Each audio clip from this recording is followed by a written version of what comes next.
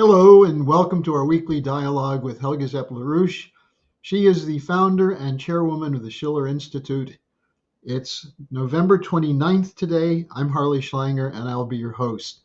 You can send us questions at schillerinstitute.org, or you can post them in the chat page. Now, Helga, it's beginning to look likely that the pause in fighting in Gaza may be extended for another 2 days, possibly even a little bit more. But we're reaching a moment of decision. There's growing pressure on Netanyahu and on Biden to stop the death and destruction that's been unleashed by Netanyahu's invasion of Gaza. And it does appear as though this is having some effect. The International Peace Coalition, which you're very much involved in, is mobilizing to promote a lasting ceasefire and an actual resolution based on economic development. What's your assessment at present of where things stand? And what can people do to increase the pressure on Netanyahu and on Biden to make sure that there's a deal for a permanent ceasefire? Well, as we are speaking here, the UN Security Special Meeting is taking place, which had been called by the Chinese, and there is Chinese Foreign Minister Wang. I think he's even more than a foreign minister. He's, in charge of all of foreign policy of China. And there are several other very high-ranking members of the government of China who have traveled to this meeting. And while we are speaking here, the different presentations are still going on. The Palestinian representative spoke, the representative of Israel, and everything the whole world is watching this event, because this is the highest level intervention in an effort to bring peace to the Gaza and the situation which was about spinning out of control. Now, China has made a proposal to conduct an international Middle East peace conference, and I think that is the only way how to approach the situation. And the International Peace Coalition and the Schiller Institute, we are right now engaged in an international mobilization with all forces we have available to try to put into this ongoing discussion the proposals of Lyndon LaRouche, which he made already in 1975, for an oasis plan that is a comprehensive development plan for this region. This region has been used by the British Empire and formerly the French colonial powers as well to be the area where geopolitics would cause conflict and seed, distrust and wars, essentially against first against Russia, now in the recent period, clearly against the emergence of a new development system sponsored by China with the Belt and Road Initiative, and the growth of the BRICS nations, which obviously, in August, basically adopted 6 new members, the BRICS being originally Brazil, Russia, China, India, South Africa. And at the Johannesburg summit, they accepted 6 new members: Ethiopia, Egypt, Saudi Arabia, the Emirates, and Iran, and Argentina.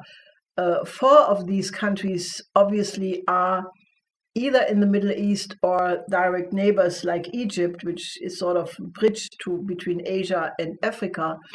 And the extension of the BRI was well underway. So I have been making the point for some while that while the Ukraine war and the Middle East, now the war around Gaza, both have their historic roots and origins and specifics, but nevertheless, one has to see that there are also the pawns in the much larger game between, or not game, but in the fight between the neoliberal world order, which is clearly on the downfall despite all efforts to, basically talk it up by some people like Stoltenberg, and the rising nations of the global south, centered around China and the Belt and Road Initiative. So this is really where that fight plays out, because either you continue to play geopolitics and you divide nations and you distribute tensions and war, or you come to a new paradigm, and that is really what is there at stake. So our point has been, that we are promoting the idea of a comprehensive development plan for the entire region. Now, people who have traveled in the Middle East can confirm that the one thing which is lacking in that region is water, because when you fly over several of these countries, you look down from the plane, which I did once, and you see desert, desert, desert. There is not one green spot. So the Oasis plan, which was promoted by Lyndon LaRouche already in the 70s as a peace plan, proceeds from the idea that you need to create a lot of fresh water, which can be created in many ways. The most efficient form naturally is by canals between the Mediterranean, the Black Sea, the Red Sea, and the Dead Sea, and then have desalination of that water. Then you can have other methods of creating water by creating artificial rainfalls with ionization of the atmosphere, by tapping into the aquifers, and basically then have that water available for massive infrastructure development, industrial development, and agricultural development. And only by introducing this idea, which was already on the table when the Oslo Accords were signed, but then were sabotaged essentially by the World Bank at that time. Only if you have a peace perspective is there any hope that you can get peace between Israel and Palestine and get an overall agreement among all neighbors to work for the common good of all. If you don't inject such a perspective, it is very difficult to see how you can get peace in the region, given the fact that the positions are so hardened. And such a comprehensive peace plan for the Middle East would then be maybe the beginning of a new development and security architecture for the whole planet, which would take into account the security and development needs of all countries, because I think that is urgently needed to get out of this present geopolitical confrontation. So this is right now the focus of our mobilization. And this coming Friday, we will have a new call of the International Peace Coalition, where we will present an updated version of this Oasis plan. So people should contact us, call us, write to us, be part of this mobilization, because I think we need a unification of all peace movements around the world to focus on this solution to the conflict, because it's not enough to just be against the war. We need a two-state solution for the Middle East, but that can only have a chance of working if there is a massive improvement for the living standard of all people in the entire region. Now, if you have a question for Helga, you can send it to us. It's early in the program, so it's questions@schillerinstitute.org. Helga, a couple people sent questions about the broader diplomatic initiatives, and one person wrote, what is holding back the members of the Organization of Islamic Cooperation and the Arab League from withholding oil and gas deliveries to Israel? Jack Gilroy sent in a question. He said, what about the BRICS proposing economic sanctions against Israel? What do you think of those proposals? Well, I'm not sure, because the problem is not the punishment and revenge and then a news cycle. I understand the sentiments why people would like to break diplomatic relations with Israel, or basically go in the direction of sanctions. Now, I have a slightly different approach. That does not mean that you forgive the unforgivable crimes which have been committed, but it is the absolute experience of the Peace of Westphalia, which ended 150 years of religious war in Europe, that after losing almost 2/3 of Europe at the time, or at least large parts of Europe, and most people were dead, they came to the conclusion that you have to introduce something completely different. So the Peace of Westphalia developed these principles that for the sake of peace, you have to forgive the crimes on the one side and the other side. That doesn't mean you forget them. It doesn't mean that you do not uphold the memory and draw the conclusion for the future, but you have to put a line where you forgive. Because otherwise, if you keep counting, this side did that and that side did that, it will just continue the revenge, the cycle of violence. And I know this is very difficult for people to accept, but I think given the fact that this is not an isolated problem, because as I said just before, what is at play, both in the case of Ukraine, just think about the 6-time expansions of NATO to the east, encircling Russia with clear geopolitical aims to dismantle Russia eventually. And it's just very interesting that Putin, I think today, made a very important speech in front of I think it's called Russia People's Council, which was founded in 1993. He made a very important speech where he said, that there are people who are again talking about decolonizing Russia, freeing the people, ethnic groups inside Russia, and that there is a game plan to dismantle Russia. And I think that, that unfortunately is corroborated by, many activities, and one can clearly see that despite the fact that there are specifics, which is now the time too short to go through, but the larger game is between the West and Russia and China. And the Middle East or Southwest Asia, is part of that grand strategic game.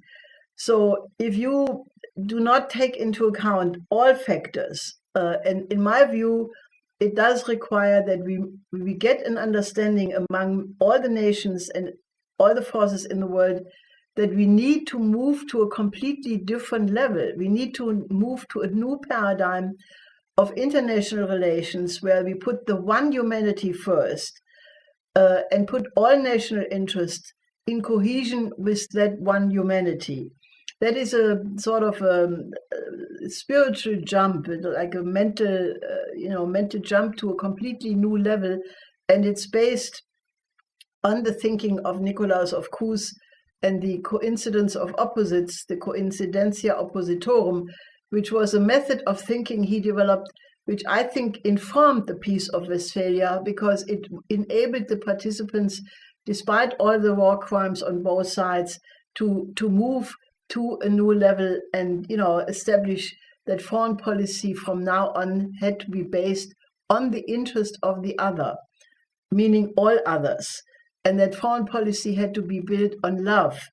And I think that is a quality which, I know this may sound utopian to some people because obviously they argue that the military-industrial complex will, not in our day ever come to the level of love in foreign policy.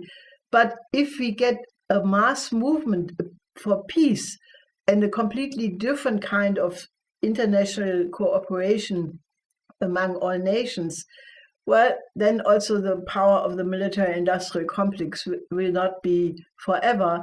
But I'm trying to say that we need a completely different quality if we want to avoid world war. Because both in the case of Ukraine, as well as in the case of Southwest Asia, if these conflicts would escalate, and in both cases, that danger is absolutely there, and it would come to the use of nuclear weapons, it is the logic of nuclear weapons that they all will be used once one is being introduced.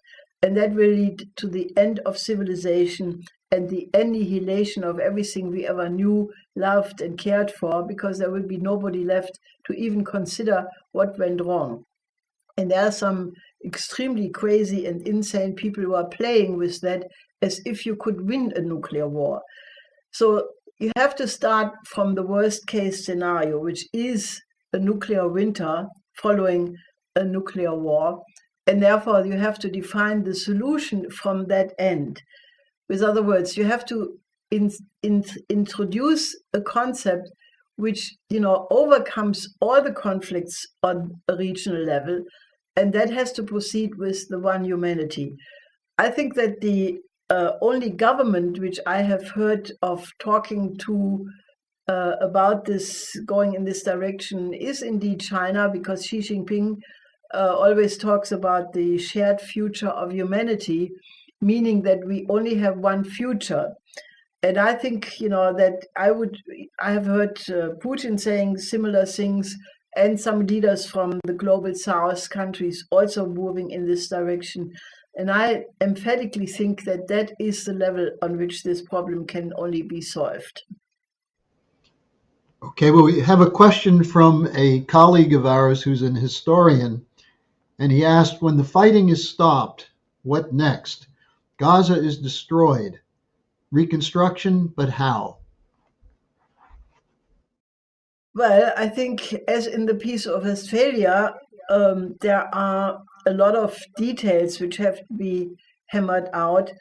But I think, the reconstruction of Gaza and the reconstruction of a Palestinian state, introducing exactly the kind of economic development measures which I was talking about before, is what has to be done.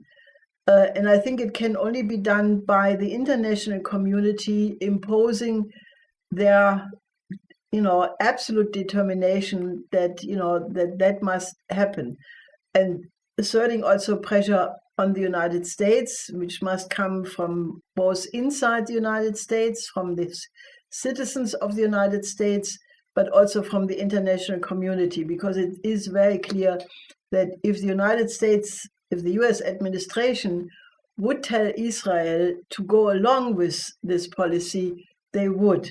Now, Netanyahu has recently basically boasted that he, defied the US pressure, but I don't think that that's true. If the United States would insist, with clear language that Israel had to comply, they would have to comply. So the real task, therefore, I think is, I think this is, demanding from every single human being to not be quiet in front of what is happening. But the biggest responsibility clearly lies with the United States and the American citizens to correct the mistaken policy of their government. Now, here's a question that follows on that same line of thinking from a regular viewer who asks, given the growing opposition to Biden's commitment to give more money for the Ukraine war and the Gaza war, $105 billion more in a supplemental bill, will Schumer and the pro-war faction in Congress be able to get this through, given the growing opposition in the United States? Well, that is not a crystal ball question. That is a question of political mobilization. I think that, Schumer clearly is proving himself somebody, who does very clearly play the game of the military-industrial complex. And, I think that there is a growing number of people in all layers, among the Jewish people, the Islamic people, all kinds of ethnic minorities, and as well as, Democrats and Republicans, who are really sick and tired of this endless war policy. What did it do to the United States? When September 11th started the interventions in Afghanistan, Iraq, Syria, Libya, and probably a whole bunch of other countries. These countries were destroyed. They did not increase the power and reputation of the United States. As a matter of fact, I think the whole formation of the global South becoming now a force for a new world economic order is the result of a gigantic blowback. If the United States would not have started these interventionist wars, I don't think that the global South would move with China for a new economic and financial system. I think the elites in the West, in NATO, in the United States, in Europe, they should reflect that their policy caused this. It's not Russia, it's not China, but it is the policy of interventionist wars, which has caused millions of people to die. Just think of Madeleine Albright's infamous barbarian statement, that 500,000 children to die in Iraq as a consequence of the sanctions imposed after the war was a price worth to pay, she said. Now that ugly American image, which Madeleine Albright personifies like nobody else, well, I could name a couple of more people, but she is for sure an ugly American if I ever have seen one. That has caused the whole global South to rebel.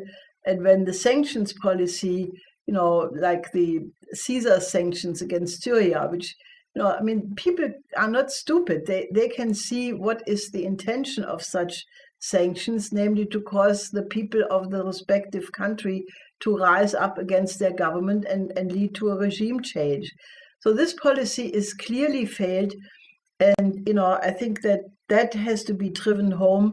And I think we are now at a point where an international recognition that war cannot be a means of conflict resolution in the time and age of thermonuclear weapons anymore, that is dawning on more and more people.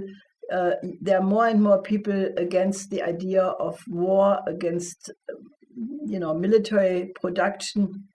And I think that has to increase, because as now also it's getting very clear that the transatlantic financial system is experiencing severe troubles. The US banking system is as good as bankrupt. The German economy is collapsing it's falling like a stone. And nevertheless, they're trying to militarize the German economy and go for a military buildup. Why? How do they want to finance it? They want to cut social services. So I'm calling on all people, to actually count how many schools could be built for the money sent to these endless wars, how many health systems could be created. And I think we have to start mobilizing the population to really put an end to this, because, this military production is a complete waste from the standpoint of physical economy. And it only fills the pockets of those who are speculating in the bonds and shares of the military firms. And that has to become clear, and should, a public mobilization should really put an end to that. Okay, we're talking with Helga Zepp-LaRouche from the Schiller Institute. And remember, this Friday there will be another get-together of the International Peace Coalition. And if you're interested in that, you can send us an email or call us, and we'll let you know what you can do to join. Now, Helga, we have a few more questions, but here's one from Gregory from, I think, from the chat room. What factors contributed to the Israeli Defense Forces' failure to respond in a timely manner to the Hamas attack on October 7th? And he asks, are we dealing with a situation similar to that described by Lyndon LaRouche regarding the 9/11 attacks in 2001, that Lynn had forecast a Reichstag fire event to allow for a change in the subject by the Bush administration? So what do you think about that? Well, that's a very interesting question, because there are a lot of unanswered questions in this respect. First of all, it now turns out that there was not one warning to the Israeli government before, like the one from the Egyptian government, but apparently there were several voices inside Israel warning Netanyahu, and apparently also a report by the CIA warning that a major Hamas attack was being planned. Nevertheless, the IDF security forces were pulled away from the Gaza fence. They were redeployed to the West Bank. That's one big thing. Then there are many other questions. I mean, this tunnel system under Gaza, supposedly 500 kilometer worth of tunnels, 30 meter deep. I mean, that cannot be built. I mean, that's not something which can be built in a week. That takes years and years. So why was that not spotted? Why was that never an issue? How do you fortify such a tunnel system? You need an enormous amount of cement, of concrete.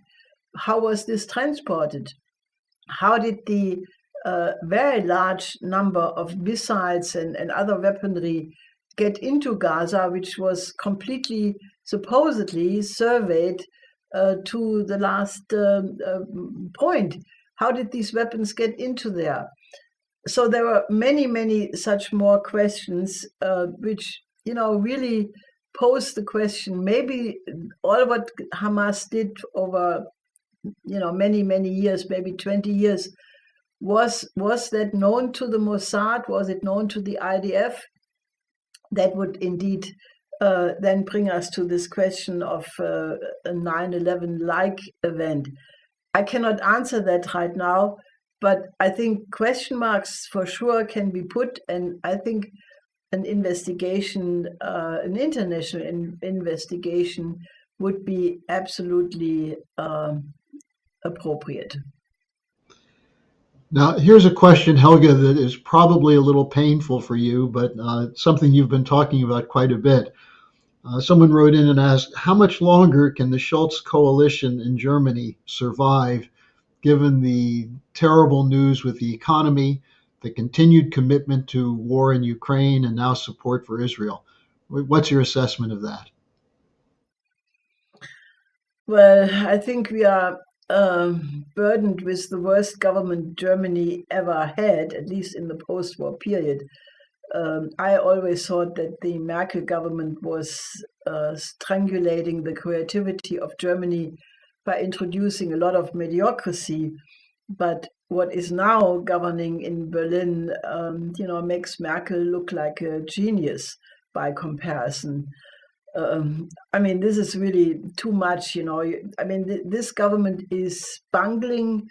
You never know, are they bungling and are they incapable of running an economy, or is it actually the green influence, intending to deindustrialize Germany? Because that has been the explicit program of the Greens for so long that I would not put it beyond them that what they do is in part deliberate, to just dismantle the industry because they are ideologues and they would like to take Germany back to the Middle Ages and, some kind of feudalist totalitarian order, because that is also what's going on in Germany right now.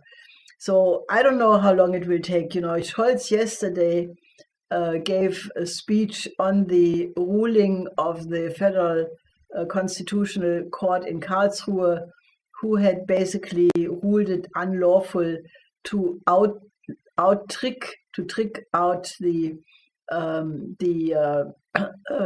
debt brake, which some stupid combination of people had voted into the Grundgesetz, into the Constitution before, and now you would need a 2/3 majority to change that. Now there are some people, especially in the Greens and in the social democracy, who are talking about that some change in this debt brake should be done. This was nixed immediately by the FDP and by the CDU. Now, that government is so full of contradiction. You have parties who, at least in some points, are diametrically opposed to each other, but for the sake of clinging to the power, they stick together. But obviously the result is abysmal. The chief of the CSU and Minister President of Bavaria, Söder, called for early election, to have a federal election simultaneously with the European Parliament election next year in June. I don't know if that will function. That would require some more action by the opposition. But the sooner this government is voted out, the better, because they are running Germany into the ground, and it's terrible because they are ruining things which have been built up for generations after the post-war period.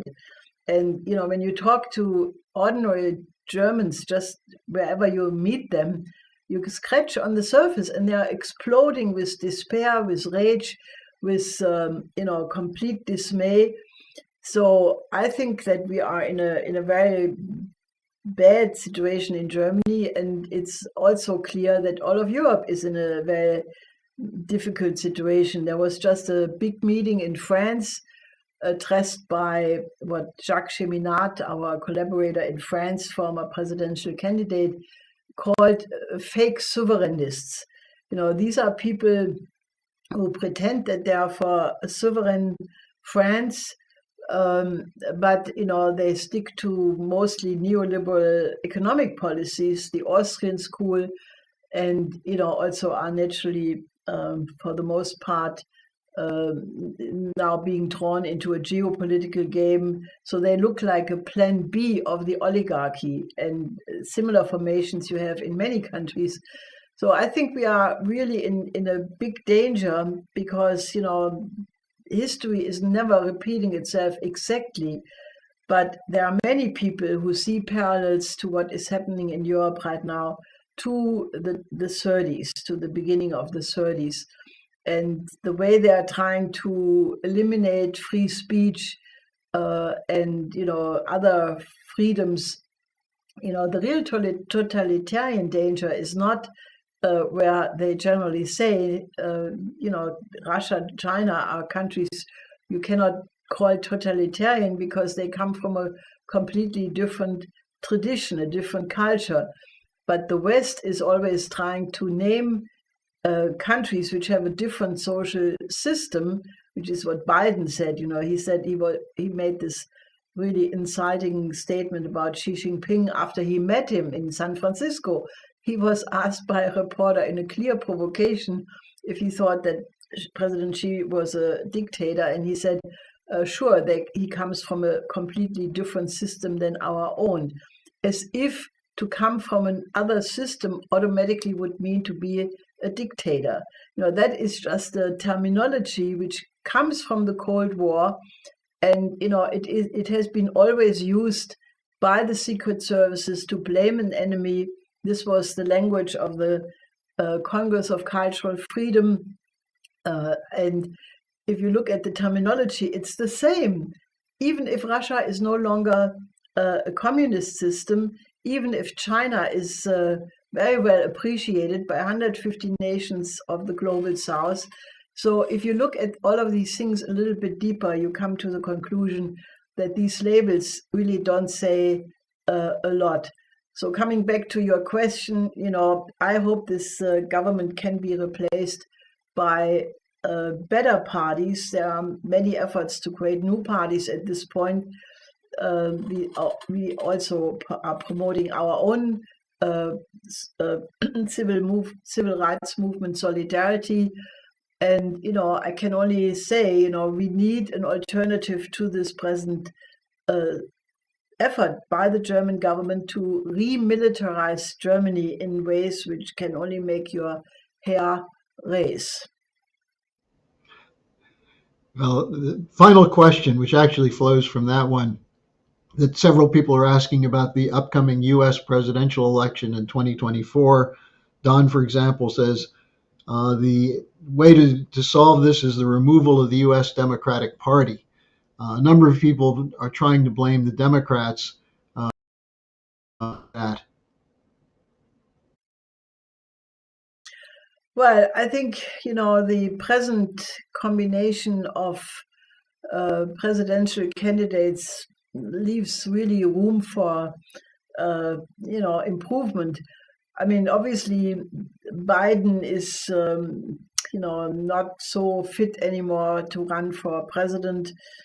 Um, former President Trump, I have not looked at his program recently. The trend of the time, which is what the global majority is expressing, namely the wish for cooperation rather than a continuation of the geopolitical game. And the other candidates are also not without problems. One would hope that there is a recognition for the need of cooperation. Now, full-heartedly, I can only endorse the candidate for Senate from New York, Diane Sayre. And I have been told that there is now a big movement of grassroots support for her. There are Friends of Sayre circles forming in many states. I think there is the hope that in every of the 50 states, there would be a circle created, Friends of Sayre, and that around that, hopefully a new presidential slate, not a presidential candidate, but maybe many candidates who would, really represent an alternative, seems to be forming. So I can only hope that such an effort would succeed, because I can say the whole world is longing for a better America. People hope around the world that America returns to the tradition of the founding fathers, of Lincoln, of John Quincy Adams, naturally, in terms of foreign policy, of Franklin D. Roosevelt in terms of economic policy, of Kennedy in terms of peace policy, and that that tradition of America would come to the force. So that is what the whole world wishes, and I can only encourage people in America to rethink their history very quickly. And for those who are asking, Diane Sayre is running for the U.S. Senate seat in New York State, to the U.S. Senate, and you can find more on her website, Sayre for Senate. So Helga, thanks for joining us again. People should be aware of the meeting coming up this Friday. Look for information on schillerinstitute.com about it. Write to us, call us, let us know if you're interested, and we'll get back to you. So Helga, thanks for joining us, and we'll see you. Hopefully a lot of people will be seeing you on Friday. Yes, till Friday.